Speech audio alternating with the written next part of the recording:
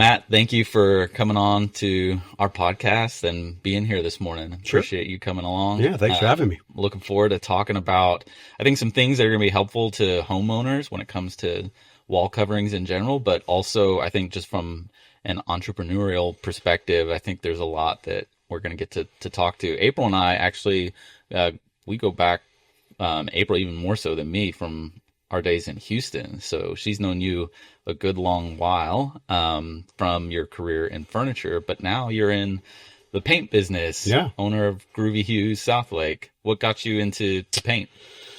I think it starts from, a young age where, I grew up in a home with parents that bought Henderson and Baker and Century. And, I grew up in a home of very high fashion, high end, great rugs, great wall paneling. And so I kind of grew up with, a sense of high end. And that's kind of where I wanted to bring this business, just a little bit different paint business than you normally see. Yeah. Yeah.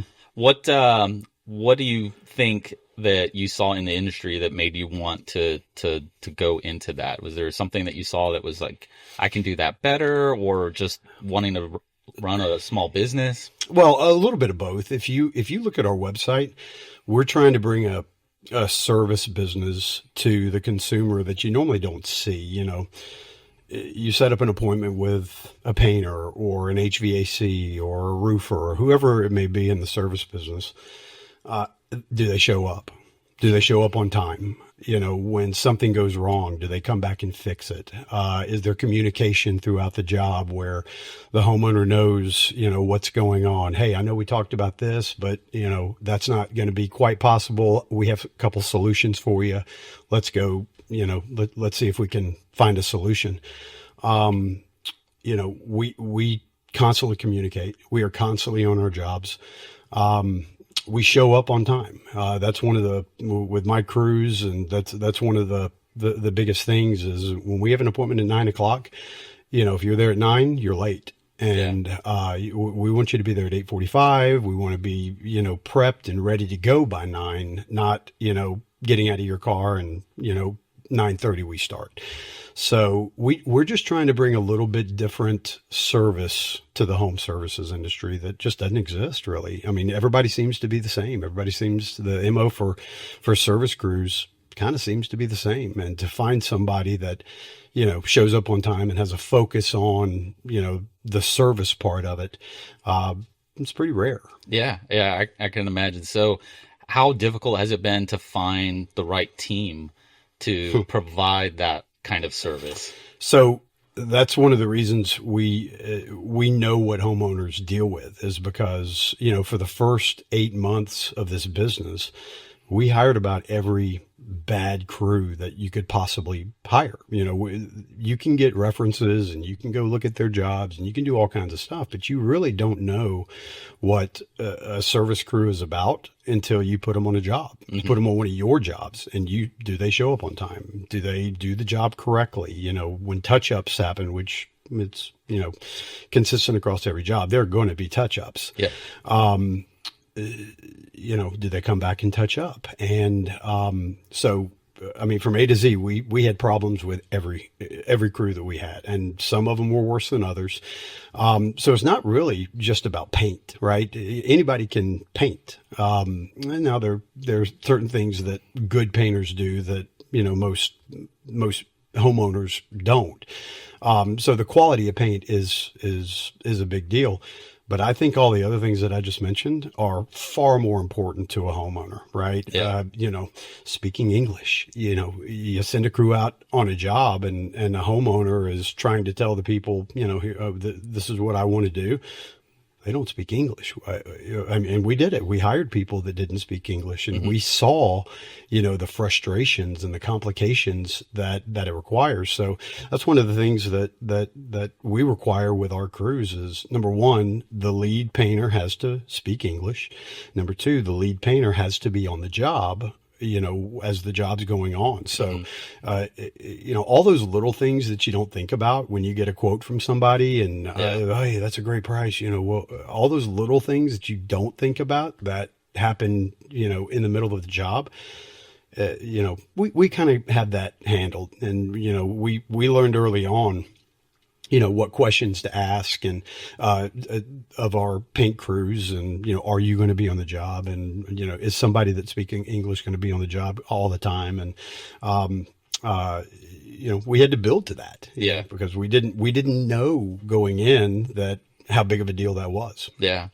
And you don't just do paint too, because you also do, I know, wallpaper. So you do other types of wall coverings. I know you do Roman clay. So talk a little bit about that specialization that your team can do. Sure. Well, when we opened the business, it was a paint business. And our clientele, the designer, essentially, we kind of backed into all those other wall treatments, because as hard as it is to find a good painter, it's 10 times as hard to find somebody who can hang wallpaper. It's even harder to find somebody who can do those specialty Roman clays and Venetian plasters and things that, it's not just rolling and brushing. It's, trowels are involved, and multiple layers of primer and multiple layers of the clay. And it's even harder to find those guys. So, but we kind of backed into it. We opened this business, and, my prior career to this was in home furnishing. So I've got great relationships with, designers all over North Texas. And, so those designers started asking us, sure wish I could find a wallpaper installer, and sure wish I could find this. And I'm sitting there thinking, well, I'll go find guys. I'll go find the right guys. And, again, it took time to build up to find the right people. But I have fabulous crews. I have fabulous wallpaper crews. I've got 2 Venetian plaster and Roman clay guys that can do those specialty treatments. And, that all came from my client base requesting, and everybody thinks wallpaper is dead. Couldn't be further from the truth. Yep. The 1985 awful wallpaper is dead, but today we're hanging capiz shell, and we're hanging wood veneer wallpaper, and we're hanging all kinds of really cool stuff that it's nothing like the old wallpaper. Yeah, April has commented on that before. She's talked about the fact that, and I think there's been enough education. Maybe it's becoming popular because of social media. It used to be a surprise every time she would include wallpaper in any of her designs. She might get some pushback from clients, like, really? Like, I remember that in my grandmother's house. And there was an education component. But nowadays, it feels like people are seeing it enough times, especially in some of these beautiful homes, that now they're like, oh, that's what you mean by wallpaper. It's and to install it is a very special skill set, because even some years ago, that was one of the biggest challenges, was finding someone who could hang wallpaper and do a really good job. So it's amazing that you've been able to assemble crews. Do you feel like in some more of those specialized skill sets, there's opportunity for people who are figuring out, their own career path? Like, hey, there's opportunity to get really good at hanging wallpaper. You're going to be in high demand, or, being able to do some of these, like the Venetian plaster. Like, you think that there's, something to be said about considering getting into that line of work? I think it's happening all over the place. I think people are starting to understand. You hear about trade schools all the time, right? Mm-hmm. People don't go into the trades anymore, and it doesn't have to be wallpaper. It doesn't have to be paint. It can be welding. It can be whatever. One of our best friends that I've known for many, many years, he made a nice living. His son is trying to figure out, he's 18 years old, 17 years old. Am I going to go to college? Am I going to go to the military? He's flipped back and forth, several times.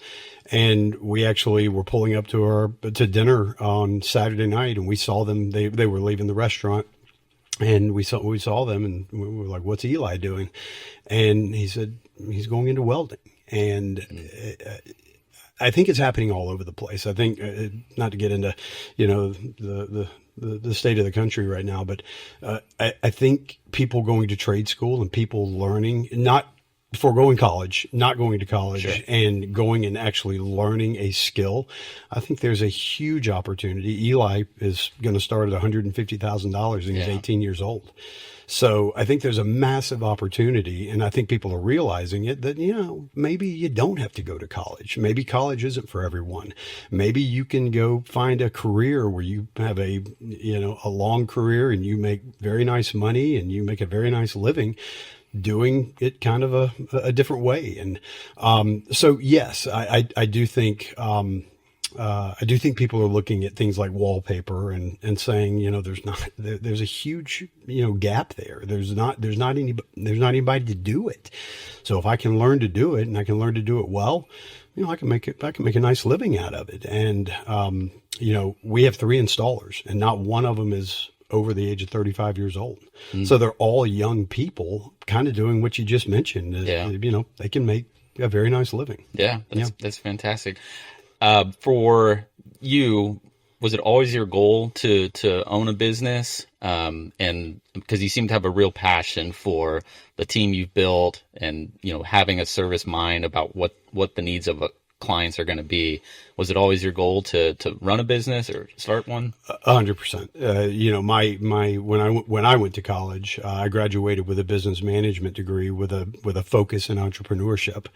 Always wanted to do something. My grandparents had property in South Carolina, right across the street from Furman University. When they passed, I told my parents that the property went to my parents, and I told my parents, I'm like, hey, let me level this and open a Starbucks and a nail salon and we'll run that thing because it'd be perfect right there beside a college. And, my parents are risk averse. They grew up in the age of, one job and you stay with that job forever. And, so they weren't in the mood to just hand that property over to their son. And I don't blame them. So I went into furniture. I was an account manager, independent contractor, LLC, all that good stuff. And that was the closest I could get to running my own business because, technically I didn't have a boss. It was a business to business relationship with a company that I worked for. And, so I never talked to my boss. As long as my numbers looked good, everything was fine. So I'm out here, covering the state of Texas and Oklahoma just all by myself. It's great. I didn't have to, buy vehicles, and I didn't have to buy an office space, and I technically didn't have to do all the things that a business does.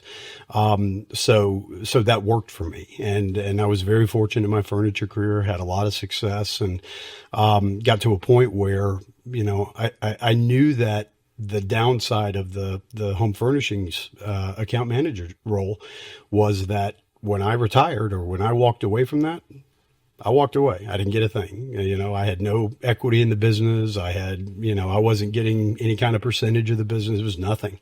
So I knew that I wanted to start a business that I owned. My successes were my successes. My failures were my failures. And, I owned it all. But at the end of the day, if I did what I, truly believe that I can do and grow this business to, a legitimate business, that, I had, something to fall back on when I was at retirement age. So, yes, from the early age of college, I wanted to own my own business. It just took me a while to get there. Yeah. Yeah.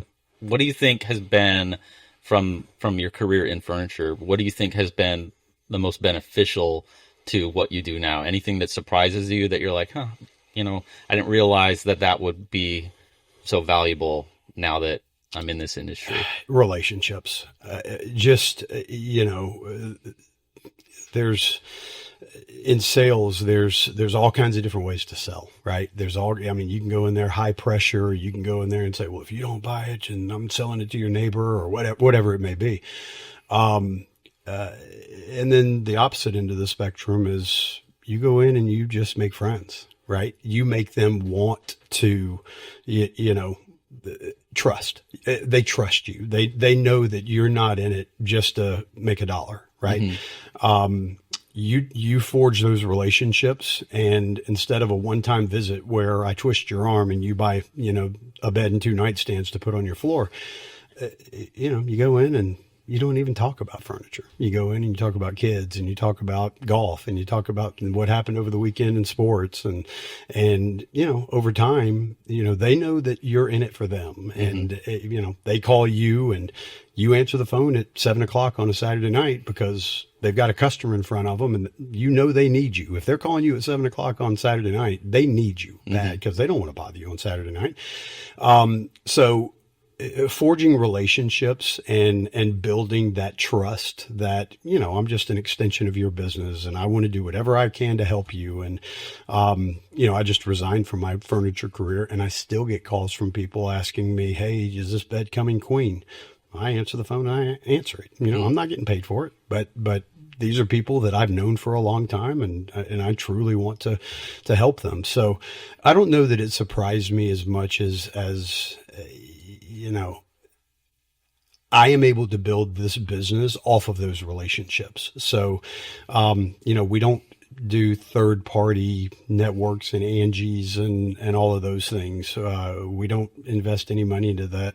This business has been built purely organic off of those relationships that I built in the furniture industry. And we've just carried it over to this. Not because they think I know more about paint than the next guy or whatever. They trust me. And that's that trust and that organic relationship. It is just carried over from home furnishings to this. That's fantastic. Yeah. I think, you talked about relationships, and I feel like April and I have had this conversation so many times about, especially because we did start a business in a different market in Houston. This area in particular, the Southlake community and even the surrounding areas, I feel like there's a noticeable emphasis on relationships, which we're members of the Southlake Chamber of Commerce and are involved in community events and things like that. I just feel like that's something that's celebrated in this area. And I'm curious, because you mentioned Oklahoma and Texas, in your experience, do you feel the same about the relationships here? Or is there something in the water here that I think it's so strong here? Yeah. We're even the surrounding areas around the mid cities and all the chambers. We're members of multiple chambers of commerce, and I feel like Southlake, there's something different. I really do. I really feel like, you drive down the street and you don't hear people honking at each other and getting mad. Every once in a while, but I think people truly like each other in Southlake. It's a different dynamic. And, my wife and I have moved from state to state, to city to city. We lived in Florida and we lived in North Carolina, South Carolina. We've lived in a lot of places. 9 times out of 10, you don't know your neighbor, right? Used to be your neighbor would bring you a potted flower when you moved in and said, welcome to the neighborhood.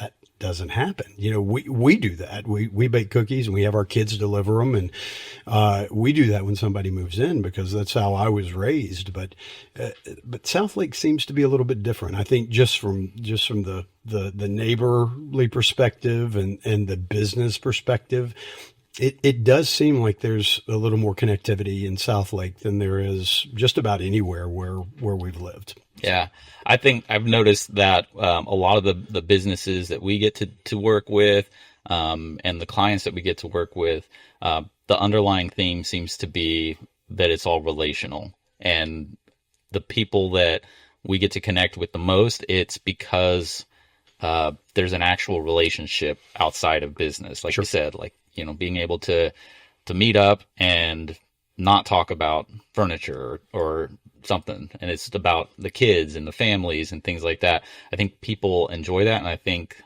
people who relate to that are successful here.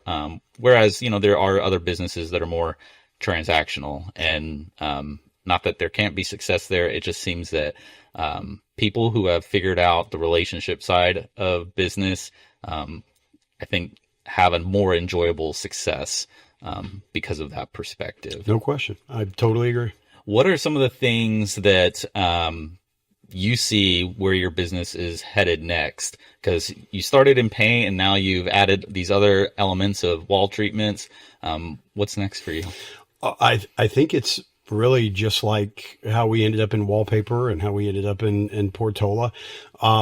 Interesting thing about wallpaper and Portola, a year ago, it was only designers who were giving me those. I'm actually having homeowners call me. I went to a client's house on Friday, and we had already done some work for them. And she called me and she said, I'd like to put Portola Roman clay on a wall. And I said, where did you hear about that? That's such an obscure, wall treatment, and, designers are on top of new trends and all of that, but typically the homeowner, and it's the homeowner that tells me, wallpaper, you do wallpaper? Wallpaper's dead. Right. But now it seems like it's filtering from the designer. I think they're seeing it enough and they're hearing it enough, and it's in the trade magazines and all of that, where we're, that's where we're getting from homeowners now, where we weren't getting from homeowners a year ago. Where do I see my business headed? I think it depends on the demand, right? And that's how we got into wallpaper and Roman clay, because we got asked about it over and over and over again. When I walk into a client's house, I get asked, what else do you do? And because 9 times out of 10, they need flooring done. So if I had to guess what my next venture would be, or what piece I add to this business, it would probably be some type of flooring. I get it all the time.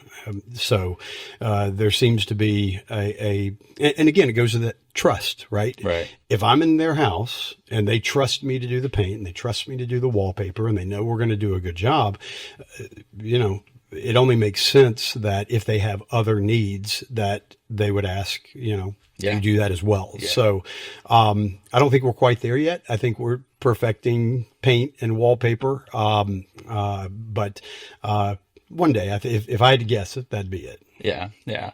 Matt, what do you think is something that maybe more clients should understand, or would be helpful for them to know when they hire someone to do their walls?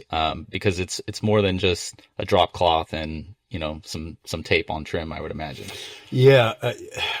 I think a homeowner should understand that paint is a messy business.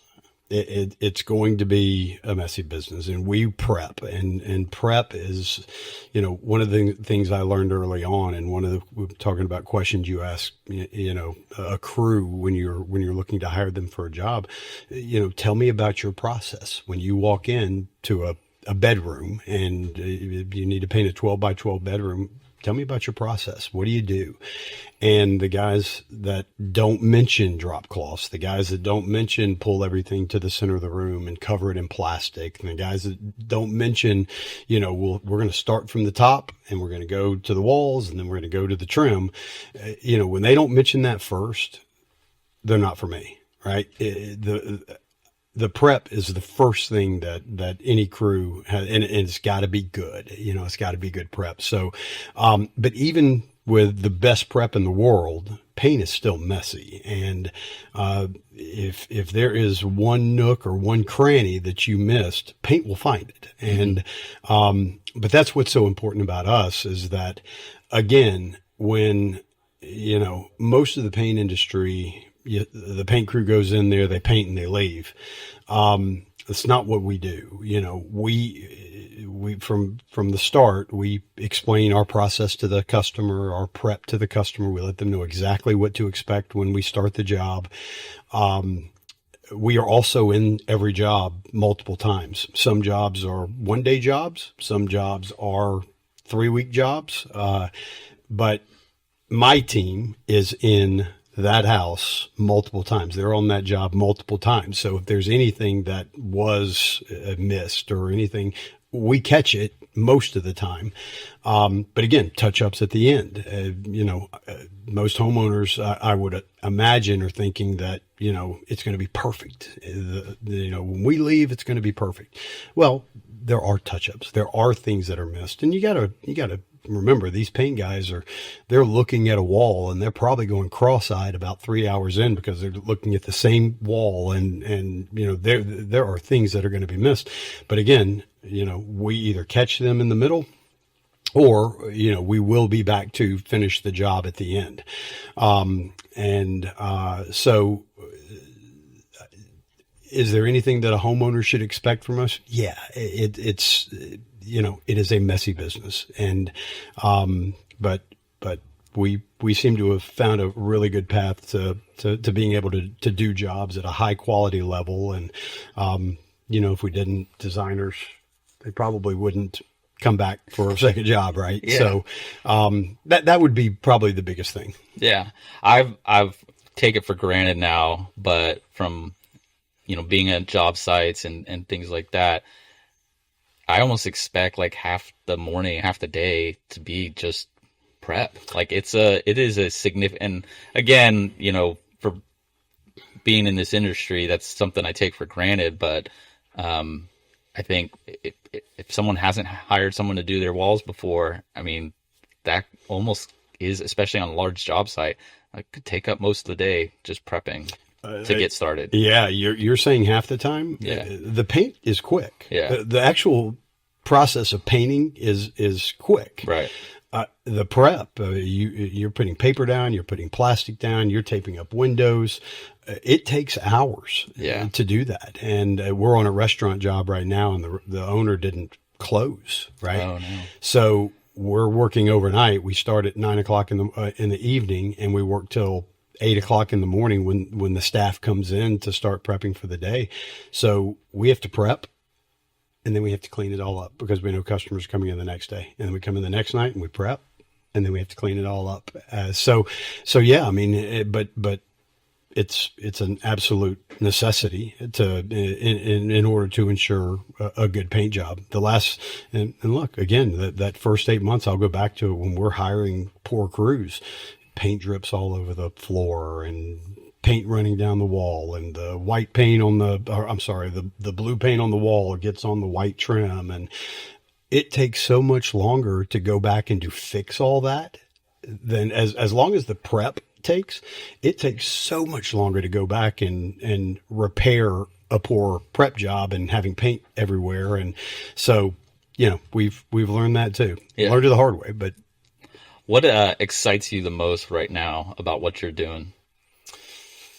Just building a business, man. I mean, at the end of the day, there's a lot of heartache. There's a lot of pain. There's a lot of lost money. There's a lot of just negativity in the ramp up to learning the business. And we've gotten over most of those hurdles. And, a big part of it is the crews and getting to a point where we've got the right crews that, they appreciate our business. They treat my job as they would treat their job. And, it's so much more gratifying to be where we are right now, going through all of the pain that we went, in the first few months of the business, because, we have a fraction of the problems that we had early on. And, kind of seeing a business come to life. And, when we started this business, we had no customers. This business didn't exist, right? And there was nothing about Groovy Hues. Nobody knew Groovy Hues. Nobody understood, what we're bringing to life, and the things that we've gone through to kind of build our reputation and to get to where we are today. I'm so excited about where we're going to go from here. That's the biggest thing for me. Yeah, I think in the short time I've known you, again, my wife has known you much longer, but I think it goes back to those relationships that you've developed, because I think, someone meets you, they learn very quickly who Matt is and what he's about, and I think there's just a natural draw to that. Do you feel like a lot of your relationships now and the business that you're doing are coming specifically from designers, or are you getting that word of mouth out now where it's just a homeowner who refers? I still get a lot of designers. I have designers that I've never met that have recommended me for job. I had one this morning. I was supposed to be somewhere at 9 o'clock. I had to send somebody else over for the wallpaper estimate. And the first question when I talked to him this morning was, where'd you find us? And he told me the designer's name. And I'm like, oh yeah, I'd never heard of her. So I feel like the relationships and the business that we're building is not only getting to other designers, but yes, the people who are looking for Roman clay. The Friday appointment that I went on Friday looking for Roman clay. How'd you find us? Well, we went on your website and we saw all kinds of pictures of Roman clay, and we're like, what is that? That's beautiful. And she said she couldn't find anybody else that did it. So she called me. Wallpaper, same thing. You look on our website, you look on our Instagram, you look on our Facebook, and we've got, hundreds and hundreds and hundreds of wallpaper jobs, and kudos to the designer. It's beautiful wallpaper. I mean, you look at the jobs that we've done for you, and I mean, your wallpaper is second to none. The selections and, the minute the job's done, they go on our website, because it's not about the installation process. It's about the wallpaper and the selection of the wallpaper. So all of those things, no matter where a homeowner goes, Facebook, Instagram, website, wherever it is, they are seeing, beautiful wallpaper that are our jobs, your jobs, and other designers' jobs. So yeah, I think it's filtering into the homeowner for sure. That's great. I mean, there's no business like the referral business. I mean, it's phenomenal. We've been fortunate to experience that, and it just kind of reinforces the idea of relationships. And I know for us, having been able to do jobs with your team, we all love the finished photo, but it takes a really smart mind to build a business, to assemble a team that can do that, do it really well, do it professionally, show up on time, because then it helps us in our relationship with our clients. The clients ultimately have a great experience, and everyone's firing on all cylinders together to serve them. So we've enjoyed that relationship with you, and we're looking forward to a lot more of that. Matt, for folks who want to work with Groovy Hues, how do they get in touch? You can call my cell. Most customers have my cell number, 214-548-7851.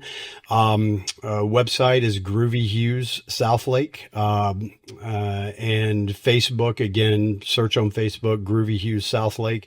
All good ways to get in contact with us. Even if you're not looking to get in contact with us, you just go in there and check out our work. And, would love to talk to you. Awesome, Matt. Well, thanks again for coming on the show. Yeah, appreciate it. Thanks for having me.